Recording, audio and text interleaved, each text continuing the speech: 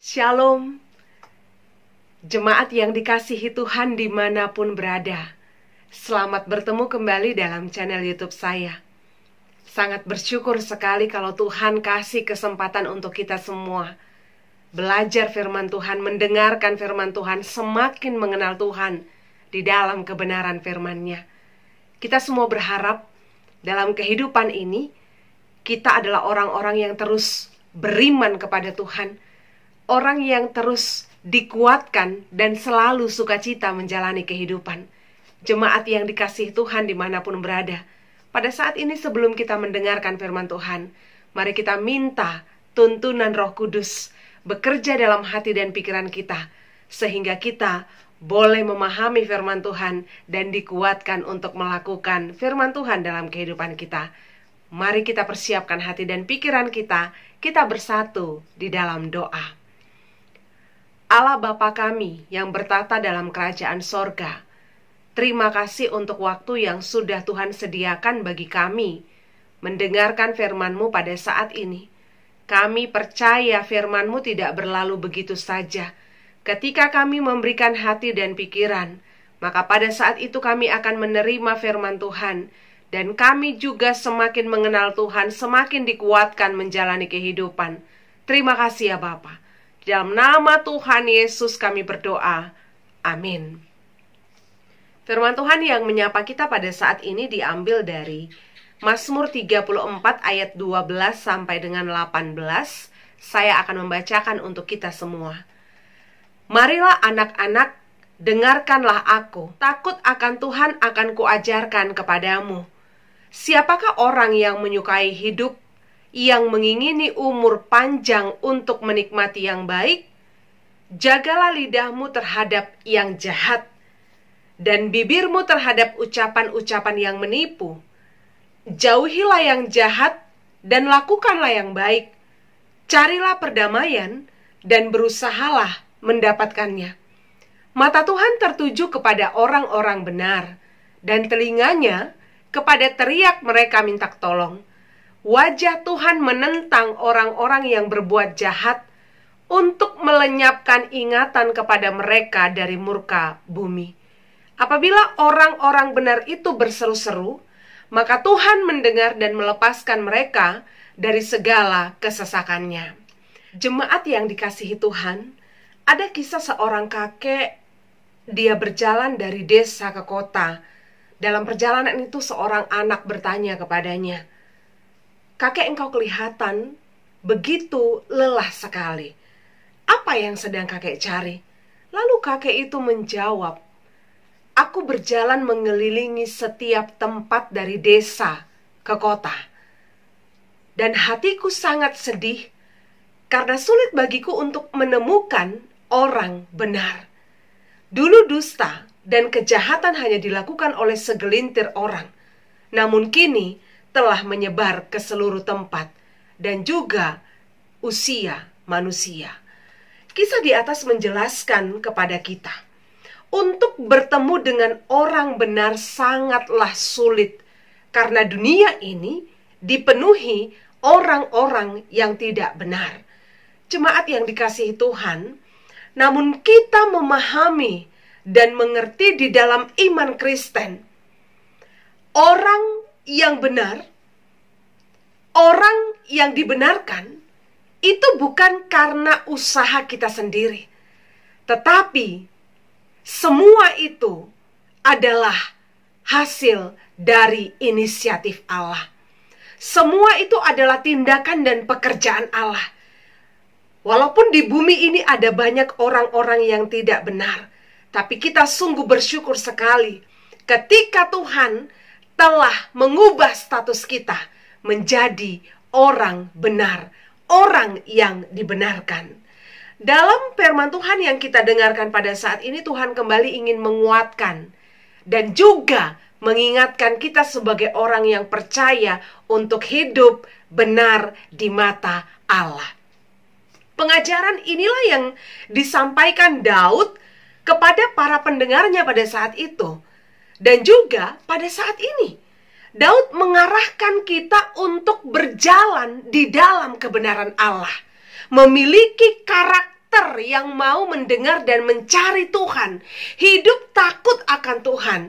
Sebab ini adalah dasar dan kunci untuk mengimani perlindungan Tuhan, untuk mengalami kecukupan dan pemenuhan, dan menikmati kebaikan dan pertolongan Tuhan.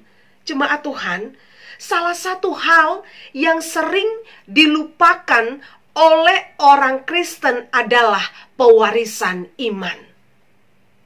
Pengajaran melalui perkataan dan perbuatan adalah satu contoh yang bisa dilakukan orang percaya dalam pewarisan iman, baik di tengah keluarga, di tengah gereja, dan juga di tengah-tengah masyarakat. Dan Daud melakukan itu dalam kehidupan keberimanannya. Dia mengajar anak-anak, mengajar orang-orang muda. Meskipun Daud seorang prajurit yang hebat, seorang raja yang diurapi, Daud tidak menganggap rendah pekerjaan sebagai mengajar. Lalu apa yang diajarkan Daud pada saat itu kepada anak-anak, kepada orang-orang muda? Takut akan Tuhan. Daud adalah seorang yang cakap memainkan kecapi dan alat musik lainnya. Kita tahu itu. Daud adalah seorang negarawan. Dia juga seorang prajurit yang hebat dan tangguh. Namun demikian, bagi Daud yang utama bukan mengajarkan bagaimana mereka bermain kecapi, atau memegang pedang dan tombak, atau membidik anak panah. Bukan bagaimana mengajarkan mereka tentang trik dan juga cara menjadi raja yang bijak, gitu. Bukan. Yang utama dan terutama yang diajarkan Daud kepada mereka pada waktu itu adalah takut akan Tuhan. Kita bisa melihat itu pada ayat yang ke-12. Takut akan Tuhan yang dimaksud di sini bukan seperti ketika kita takut melihat sesuatu yang mengerikan. Bukan seperti kita takut melihat orang lain, melihat kegelapan, atau bahkan yang lain, tidak. Tetapi takut yang dimaksud di sini adalah sikap hormat, tunduk, yang diperlihatkan melalui hidup yang taat dan setia. Ini bedanya, jemaat yang dikasihi Tuhan. Dan ini adalah pengajaran yang lebih baik dari semua seni dan ilmu pengetahuan yang ada di dunia ini. Bukan berarti pengetahuan itu tidak penting. Bukan berarti belajar musik dan keahlian lainnya itu tidak penting. Bukan. Namun Daud sangat paham. Melalui pengalaman kehidupannya, Daud paham orang yang berpengetahuan dan memiliki skill yang hebat, jika hidupnya tidak takut akan Tuhan, maka semua itu akan sia-sia. Bahkan bisa membawa celaka bagi orang lain. Sebaliknya, hidup orang yang takut akan Tuhan akan terus dituntun untuk mengasah pengetahuan dan skill yang ada dalam dirinya untuk kemuliaan Tuhan dan menjadi berkat tentunya bagi orang lain. Bukankah itu yang dituliskan Salomo dalam Amsal 1 ayat 7? Bahwa takut akan Tuhan adalah permulaan dari pengetahuan. Kehidupan yang takut akan Tuhan adalah kehidupan yang mau terus-menerus mencari pengetahuan dalam kehidupan kita. Pengetahuan yang berguna, pengetahuan yang membangun, pengetahuan yang berdampak bagi kehidupan orang lain dan juga bagi diri kita sendiri. Lalu pada ayat 14 sampai dengan ayat 15 Daud mengajarkan mereka. Salah satu bentuk peran kehidupan orang benar adalah menjaga lidahnya terhadap yang jahat. Orang yang takut akan Tuhan akan berhati-hati dalam bertindak dan berkata-kata kepada siapapun juga. Sebab ada istilah yang mengatakan lidah memang tidak bertulang, tapi cukup kuat untuk menghancurkan hati manusia. Maka berhati-hatilah dengan kata-kata yang kamu ucapkan. Karena tidak sedikit orang yang mudah terluka karena omongan. Dan tidak mudah menyembuhkan hati yang terluka karena ucapan. Mari kita bayangkan jemaat yang dikasihi Tuhan. Satu kalimat yang kita lontarkan kepada orang lain, kalimat yang menyakiti, kalimat yang menghancurkan, kalimat yang membunuh karakter, itu bisa menjadi trauma seumur hidup dalam kehidupan seorang. Dan Salomo sebagai raja yang berhikmat juga pernah menuliskan dalam kitab Amsal 10 ayat 11, mulut orang benar adalah sumber kehidupan, tetapi mulut orang fasik menyembunyikan kelaliman. Maka Daud juga pada saat ini mengarahkan kita semua jemaat Tuhan dimanapun berada untuk belajar mengekang lidah kita. Dan berhati-hatilah dengan apa yang kita ucapkan, supaya kita jangan salah bicara.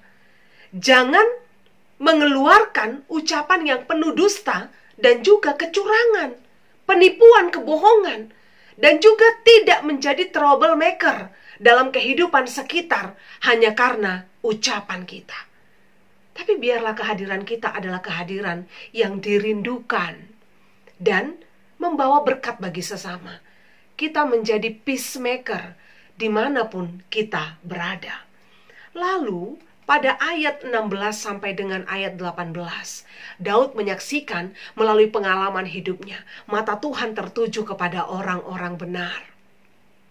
Jemaat Tuhan, kita mengamati perjalanan kehidupan Daud. Kita paham apa yang terjadi dalam kehidupan Daud melalui kitab yang kita baca. Ketika Daud masih menjadi seorang gembala, kemudian Daud berhadapan dengan Goliat. Bahkan ketika Daud dikejar-kejar oleh Saul, ungkapan mata Tuhan tertuju kepada orang benar, itu bukan ungkapan yang omong kosong. Tetapi Daud sudah mengalami itu secara langsung. Dia merasakan secara nyata dan langsung bagaimana pertolongan Tuhan dan perlindungan Tuhan dalam kehidupannya. Maka bagi Daud, iman percaya kepada Tuhan seharusnya bukan hanya kata-kata. Karena Tuhan juga bukan hanya sekedar kata-kata mengatakan, aku akan melindungi engkau, aku akan mendengarkan kesesakanmu, aku akan menolong engkau. Tidak hanya kata-kata. Tuhan bertindak langsung, dia ambil kendali atas kehidupan kita. Maka Daud katakan, biarlah imanmu bukan hanya sekedar kata-kata, tetapi harus dalam tindakan yang nyata. Lalu bagaimana dengan kehidupan orang jahat? Dalam ayat 17 firman Tuhan mengatakan bahwa wajah Tuhan menentang orang jahat. Allah sungguh tidak menghendaki kehidupan orang-orang jahat. Ini adalah kekejian bagi Allah. Murka Allah bisa saja terjadi atas kehidupan orang jahat. Allah juga bisa melenyapkan mereka dan ingatannya, sehingga bagian mereka adalah kesengsaraan dan kemalangan. Jemaat yang dikasihi Tuhan, ada dua hal yang menjadi refleksi bagi kita pada saat ini untuk kita lakukan di dalam kehidupan kita. Yang pertama adalah membangun hidup yang takut akan Tuhan. Ini adalah kehidupan iman yang dijalani oleh Daud dari masa ke masa. Baik ketika dia menjadi seorang gembala sampai menjadi seorang raja, Daud tetap membangun hidup yang takut akan Tuhan. Daud memberi dirinya untuk melewati pelatihan iman dari pergumulan demi pergumulan. Kehidupan yang takut akan Tuhan membuat Daud semakin mantap di dalam iman percaya bahwa Allah pasti akan menjaga dan menolongnya. Bagi Daud kunci hidup benar di mata Tuhan adalah takut akan Tuhan. Mari kita katakan sama-sama, takut akan Tuhan. Dalam takut akan Tuhan, kehidupan kita akan terus dibangun di dalam kebenaran. Kita harus ingat itu. Kehidupan kita akan terus diperbaharui dari hari ke hari. Dan kehidupan kita akan semakin mengenal Tuhan, memahami kehendak Tuhan. Sehingga ketika kita bertindak, bukan kita menggunakan akal pikiran kita, bukan kita mengandalkan kekuatan kita, tapi kita sudah tahu bahwa Tuhan, Dialah yang berkuasa atas perkataan dan tindakan kita, sebab kita sudah hidup di dalam kebenarannya. Jemaat Tuhan, firman Tuhan pada saat ini menuntun kita untuk berani mengambil keputusan bahwa aku akan hidup takut akan Tuhan. Mari bangun dan aktifkan kembali hidup yang takut akan Tuhan di dalam iman percaya kita. Kita berjuang untuk taat dan setia. Meskipun kehidupan kita selalu diperhadapkan dengan tantangan dan masalah. Tapi kita harus mengimani, orang benar bisa saja mengalami permasalahan. Tapi percayalah bahwa permasalahan itu tidak akan menghancurkan mereka. Orang benar mampu melihat karya Allah dalam hidup mereka yang dipenuhi dengan pergumulan.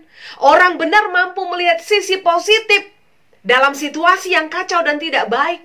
Orang benar akan selalu dibangun dan dibangun.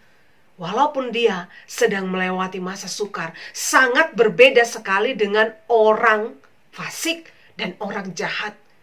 Mungkin kita sama-sama mengalami kemalangan, kita sama-sama mengalami pergumulan dan permasalahan. Tapi ingatlah, orang fasik akan layu ketika diperhadapkan dengan masalah. Kehidupannya bukan semakin dibangun, tapi bisa saja kehidupannya semakin hancur. Dia akan semakin kehilangan harapan, putus asa, sehingga dia melihat bahwa tidak ada lagi gunanya hidup di bumi ini.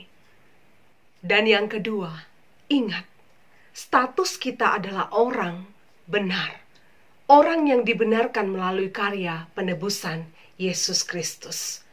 Sebagai orang yang benar di mata Tuhan, maka sesungguhnya kita akan siap menjalani proses hidup dalam kebenaran sebagai bentuk dari ketaatan dan iman percaya kita kepada Allah. Orang benar akan terus dibentuk dan diproses untuk berpikir benar, dibentuk dan diproses untuk berkata benar, dan juga bertindak benar. Mari kita ingat kisah Daniel yang berjuang untuk mempertahankan hidup benar di hadapan Tuhan, sekalipun nyawa menjadi taruhannya. Diperhadapkan dengan keadaan yang genting, sama sekali tidak membuat Daniel meninggalkan keyakinannya kepada Allah. Luar biasa sekali, jemaat yang dikasihi Tuhan. Sebagai manusia kita sering sekali ketika diperhadapkan dengan keadaan yang genting, kita pindah haluan. Tidak lagi menjadi orang yang benar, tetapi menjadi orang yang tidak benar di hadapan Allah. Namun Daniel, saat dia diperhadapkan dengan keadaan yang genting, dia tetap memilih untuk menjadi orang yang benar. Pada saat itu, Nebukadnezar membuat patung emas yang tingginya 60 hasta dan lebarnya 6 hasta di Dura Babel. Raja mengumpulkan para wakil, penguasa, bupati, penasehat, bendahara, hakim, ahli hukum agar menghadiri pentahbisan patung itu. Raja memberi perintah bahwa ketika mendengar bunyi sangkakala, seruling kecapi, rebab, gambus, dan serdam, maka mereka harus sujud menyembah patung itu. Tapi apa yang kita lihat? Sadrak, Mesak, dan Abednego, Daniel dan teman-temannya sama sekali tidak menyembah kepada patung itu. Mereka tetap hidup menjadi orang yang benar di hadapan Allah. Mereka siap untuk dimasukkan ke dalam perapian yang menyala-nyala dan menolak menyembah patung emas itu. Lalu Raja Nebukadnezar sangat geram dan perapian dibuat 7 kali lipat lebih panas. Dan mereka pun dibuang ke dalam perapian itu. Tapi apa yang terjadi? Lihatlah kehidupan orang yang benar di mata Tuhan. Kehidupan orang yang sungguh-sungguh hidup di dalam kebenaran. Api api itu sama sekali tidak melukai tubuh mereka. Tubuh mereka tidak terbakar. Rambut, jubah, bahkan tidak ada bau kebakaran yang tercium oleh raja dan orang-orang yang menyaksikan pada saat itu. Lalu apa kata raja? Terpujilah Allahnya Sadrak, Mesak, dan Abednego. Ia telah mengutus malaikatnya dan melepaskan hamba-hambanya yang percaya kepadanya, dan melanggar titah raja untuk menyerahkan tubuh mereka kecuali kepada Allah mereka. Dan mereka pun mendapat kedudukan yang tinggi dari raja. Mari kita saksikan, jemaat yang dikasihi Tuhan, Allah menolong dan bertindak atas kehidupan orang yang benar di matanya. Jemaat yang dikasihi Tuhan, pada saat ini firman Tuhan ingin mengajak kita semua sebagai orang yang percaya, sebagai orang yang sudah dibenarkan oleh karya penebusan Yesus Kristus. Berjuanglah untuk menjadi orang yang benar, memiliki kualitas hidup yang tidak mudah dipengaruhi kejahatan, memiliki kualitas perkataan yang selalu membangun orang lain.